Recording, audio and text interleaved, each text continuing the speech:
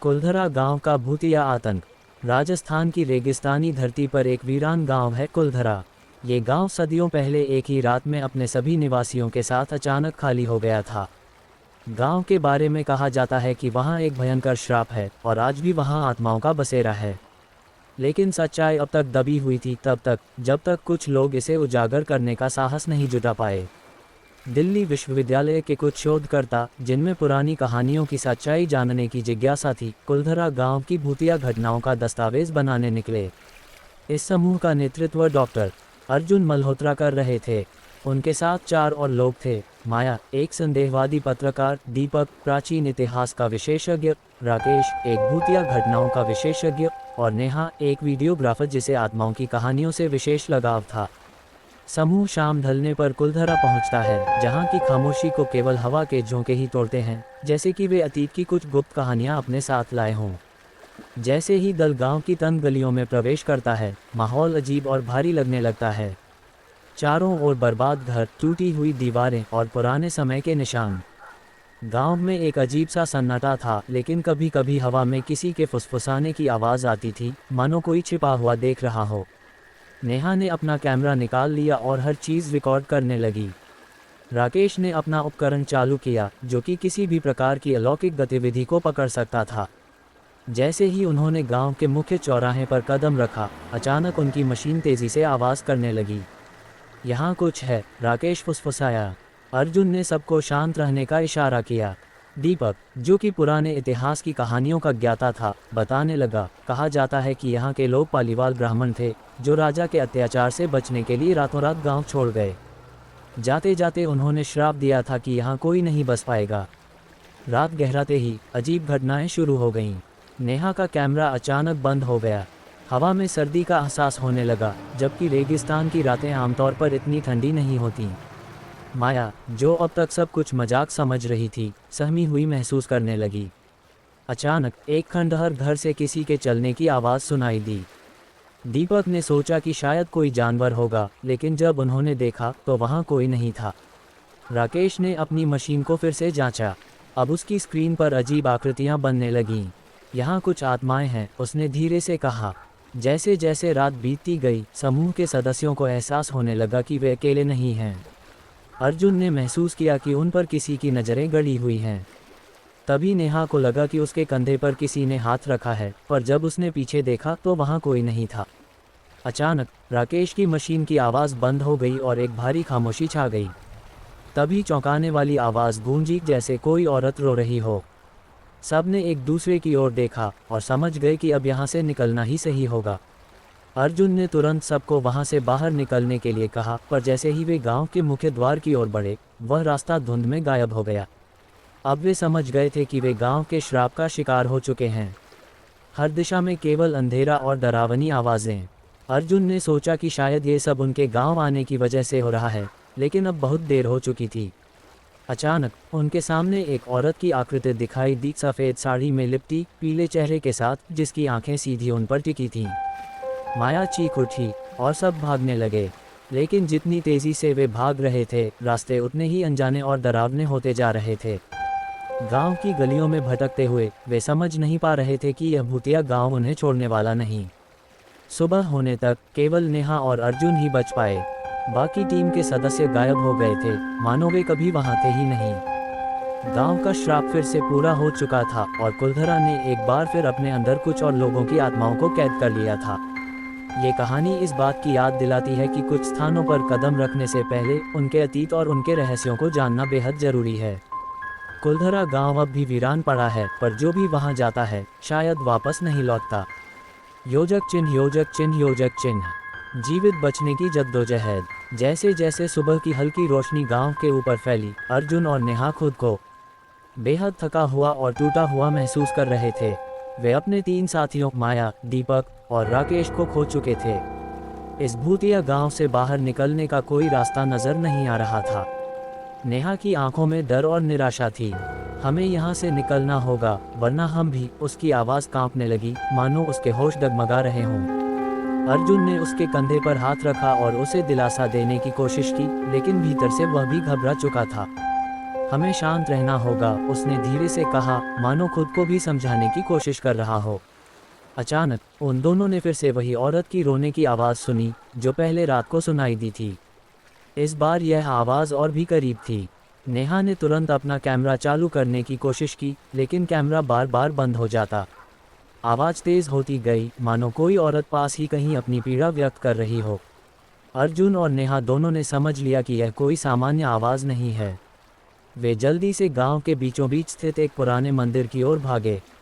उन्हें उम्मीद थी कि शायद मंदिर में छिपने से वे बच सकेंगे। मंदिर पहुंचते ही उन्होंने देखा कि मंदिर के द्वार पर एक पुरानी सी लोहे की चाबी लटकी हुई थी, जो शायद सालों से वहां पड़ी थी। अर्जुन ने द्वार को खोलने की कोशिश की, लेकिन वह जंग लगा हुआ था। अचानक हवा तेज़ी से चलने लगी और मंदिर के आसपास धूल और रेत के बवंडर उठने लगे। नेहा को लगा कि वह आवाज़ अब और भी नज़दीक आ रही है। मंदिर के अंदर दाखिल होने के बाद उन्हें चारों ओर अजीब सी मूर्तियां दिखाई दी। हर मूर्ति का चेहरा विकृत था, जैसे वह किसी तरह की भयानक यातना में हो। मंदिर के अंदर एक गहरे कोने में अर्जुन को एक शिला पर कुछ लिखा हुआ दिखा। उसने पास जाकर देखा तो उस पर प्राचीन पाली लिपि में कुछ लिखा हुआ था। दीपक को इस बात का अफसोस हुआ कि अगर दीपक यहाँ होता तो वह इसका अर्थ समझ पाता, लेकिन अब उसे खुद ही कुछ समझना था।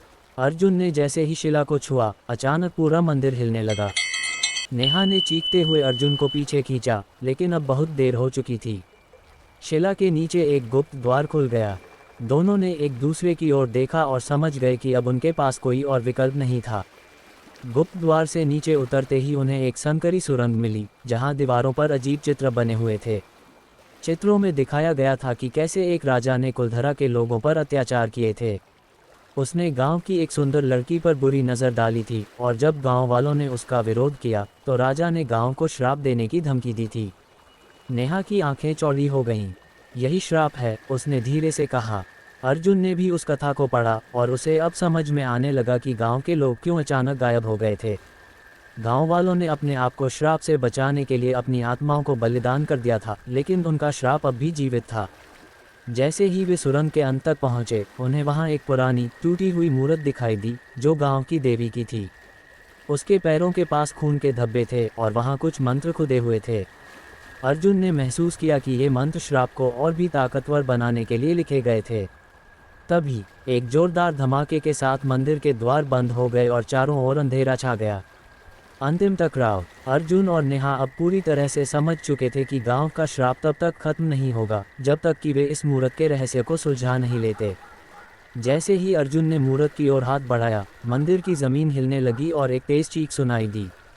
वे जानते थे कि अब उनकी आखिरी कोशिश यही थी। अर्जुन ने देवी की मूर्त के पास रखे एक पुराने खंजर को उठाया और मंत्रों के साथ मूर्त की एक बत्ती जलाने की कोशिश की। तभी वही सफ़ेद साड़ी में लिपटी आत्मा उनके सामने प्रकट हुई। उसकी आंखों में गुस्सा और पीड़ा थी, मानो वह उन्हें रोकना चाहती हो। नेहा ने अर्जुन को आगे बढ़ने के लिए कहा, यह हमारा आखिरी मौका है, हमें इस श्राप को ख़त्म करना ही होगा। अर्जुन ने हिम्मत करके मंत्र पढ़ने शुरू किए, जो उस पत्थर पर लिखे थे। आत्मा गुस्से में चीखने लगी और चारों ओर की दीवारें दरकने लगीं। लेकिन जैसे ही अर्जुन ने आखिरी मंत्र पढ़ा, देवी की मूर्त में से एक तेज़ रोशनी फूटी और आत्मा दर्द में कराहती हुई गायब हो गई। अचानक सब कुछ शांत हो गया।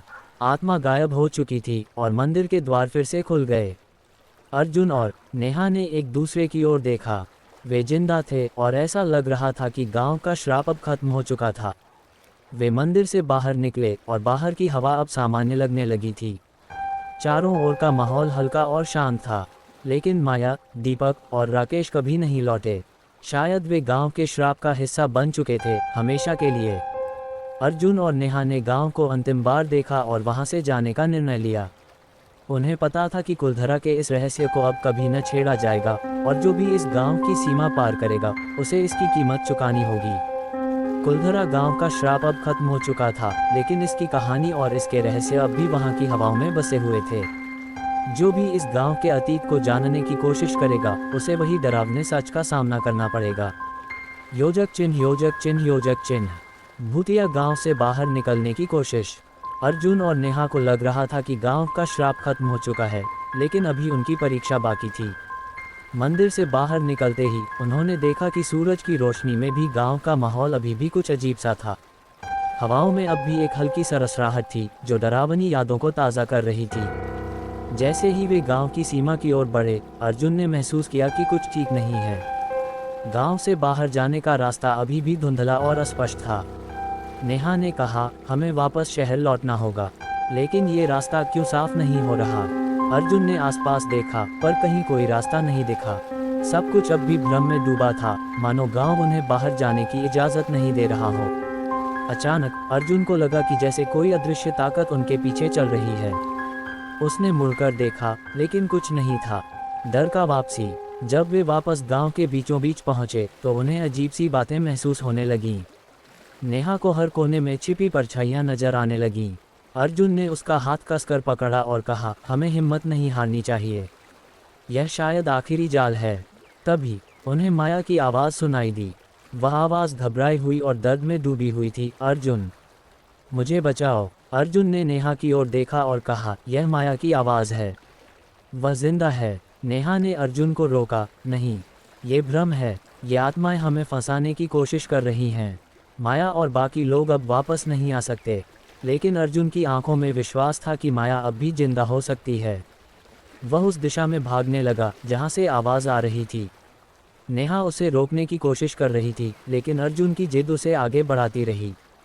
माया का पुनः प्रकट होना। जैसे ही अर्जुन आवाज़ के करीब पहुंचा, उसने देखा कि माया सच में वहां खड़ी थी, घबराई हुई और डर में लिपटी हुई। उसकी आंखों में भय था और वह अर्जुन से कह रही थी, अर्जुन, मुझे यहाँ से बाहर ले चलो। अर्जुन ने तुरंत उसे गले लगाया और कहा, तुम जिंदा हो, हम सब तुम्हें ढूंढ रहे थे।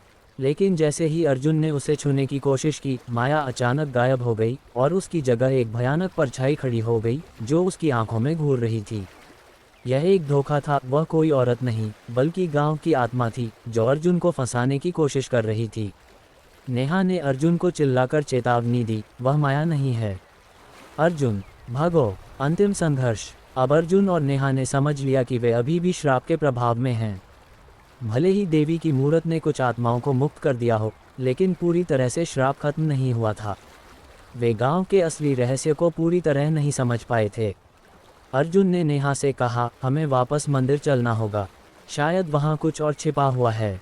वे दोनों फिर से मंदिर की ओर भागे, लेकिन इस बार हवा और भी सर्द थी और हर कदम पर ऐसा महसूस हो रहा था कि कोई उनका पीछा कर रहा है।